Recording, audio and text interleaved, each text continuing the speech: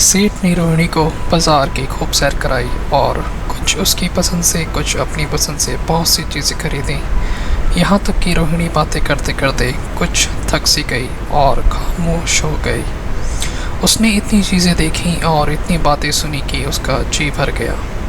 शाम होते होते रोहिणी के घर पहुँचे और मोटर कार से उतरकर रोहिणी को अब कुछ आराम मिला। दरवाज़ा बंद था। उसकी माँ किसी ग्राहक के घर कपड़े देने गई थी। रोहिणी ने अपने तोहफों को उलटना पलटना शुरू किया। खूबसूरत रबड़ के खिलौने, चीनी की गुड़िया ज़रा दबाने से चू चू करने लगती और रोहिणी यह प्यारा संगीत सुनकर फूली ना समाती थी। रेशमी कपड़े और रंग बिरंगी साड़ियों की कई बंडल थे, लेकिन मखमली बूटे की गुलकारियों ने उसे खूब लुभाया था।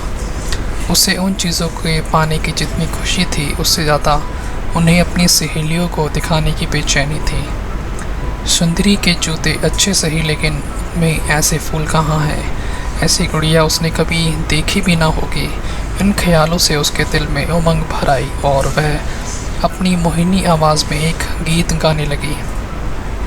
सेठ जी दरवाजे पर खड़े इन पवित्र दृश्य का हार्दिक आनंद उठा रहे थे। इतने में रोहिणी की माँ रुक्मणी कपड़ों की एक पोटली लिए हुए आती दिखाई दी। रोहिणी ने खुशी से पागल होकर एक छलांग मारी और उसके पैरों से लिपट गई। रुक्मणी का चेहरा पीला था, आंखों में हसरत और बेकसी छपी थी। गुप्त चिंता का सजीव चित्र मालूम होती थी, जिसके लिए जिंदगी में कोई सहारा नहीं। मगर रोहिणी को जब उसने गोद में उठाकर प्यार से चूमा, ज़रा देर के लिए सही, उसकी आंखों में उम्मीद और ज़िंदगी की झलक दिखाई दी।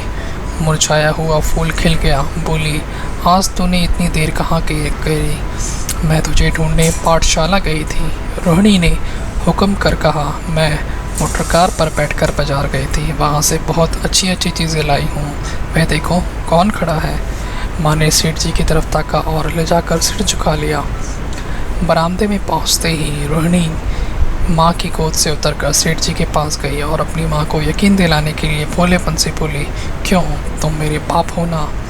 सेठ जी ने उसे प्यार करके कहा, हाँ, तुम मेरी प्यारी बेटी हो। रोहिणी ने उनसे मुंह की तरफ याचना भरी आंखों से देखकर कहा, अब तुम रोज़ यहीं रहोगे ना?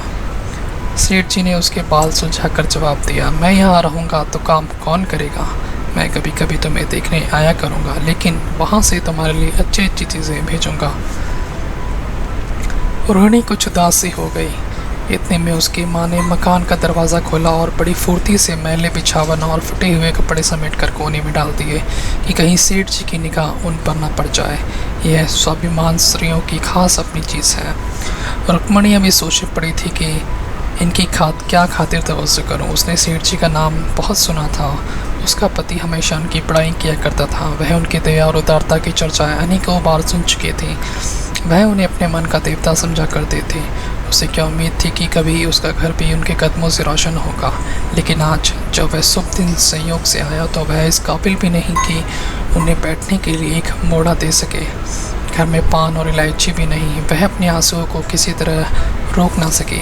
आखिर जब अंधेरा हो गया और पास के ठाकुर द्वारों से घंटों और नगाड़ों की आवाज़ें आने लगी तो उन्होंने ज़रा ऊंची आवाज़ में कहा, हम भाई जी, अब मैं जाता हूँ। मुझे अभी यहाँ बहुत काम करना है। मेरी रोहिणी को कोई तकलीफ़ ना हो। मुझे जब भी मौका मिलेगा उसे देखने आऊँगा। उसके पालने पोसने का काम मेरा है और मैं उसे बहुत खुशी से पूरा करूँगा। उसके लिए अब तुम कोई फ़िक्र मत करना। मैं उसका वजीफ़ा बांध दिया है और यह उसकी पहली किश्त है। यह कहकर उन्होंने अपनी खूबसूरत बटुआ निकाला और रुक्मणी के सामने रख दिया। गरीब औरत की आंखों में आंसू जारी था। उसकी जीभ अवस्था चाहता था कि उनके पैरों को पकड़कर खूब रोए। आज बहुत दिनों के बाद एक सच्चे हमदर्द की आवाज़ उसके मन में आई थी। जब सेठ जी चले गए तो उसने दोनों हाथों से प्रणाम किया और उसके हृदय की गहराइयों से प्रार्थना निकली, आपने एक बेबस पर दया की है, ईश्वर आपको इसका बदला दे। दूसरे दिन रोहिणी पाठशाला गई तो उसकी बाकी सजी धज आंखों में खूब सज जाती थी। उस्तादियों ने उसे बारी बारी प्यार किया और उसकी सहेलियां उसकी एक एक चीज़ को आश्चर्य से देखती और लज जाती थी। अच्छे कपड़ों से उस कुछ स्वाभिमान का अनुभव होता था। आज रोहिणी वह गरीब लड़की ना रही जो दूसरों की तरफ विवश नेत्रों से देखा करती थी। आज उसकी एक एक क्रिया से शाश्वचित गर्व और चंचलता टपकती थी और उसकी ज़ुबान एकदम के लिए भी ना रुकती थी। कभी मोटर की तेज़ी का जिक्र था, कभी बाजार की दिलचस्पियों का बयान, कभी अपनी गुड़ियाओं के कुशल मंगल की चर्चा थी और कभी कभी अपने बाप की मोहब्बत की दास्तान। दिल था कि उमंगों से भरा हुआ था। एक महीने बाद सेठ पुरुषोत्तम दास ने रोहिणी के लिए फिर तोहफे और रुपये रवाना किए। बेचारी विधवा को उनकी कृपा से जीविका की चिंता से छुट्टी मिली। वह भी रोहिणी के साथ पाठशाला आती और दोनों माँ बेटियाँ एक ही दर्जे के साथ साथ पढ़ती, लेकिन रोहिणी का नंबर हमेशा माँ से अव्वल रहा। सेठ जी जब पुणे की तरफ से निकलते तो रोहिणी को देखने ज़रूर आते और उनका आगमन उनकी प्रसन्नता और मनोरंजन के लिए महीने का सामान इकट्ठा कर देते।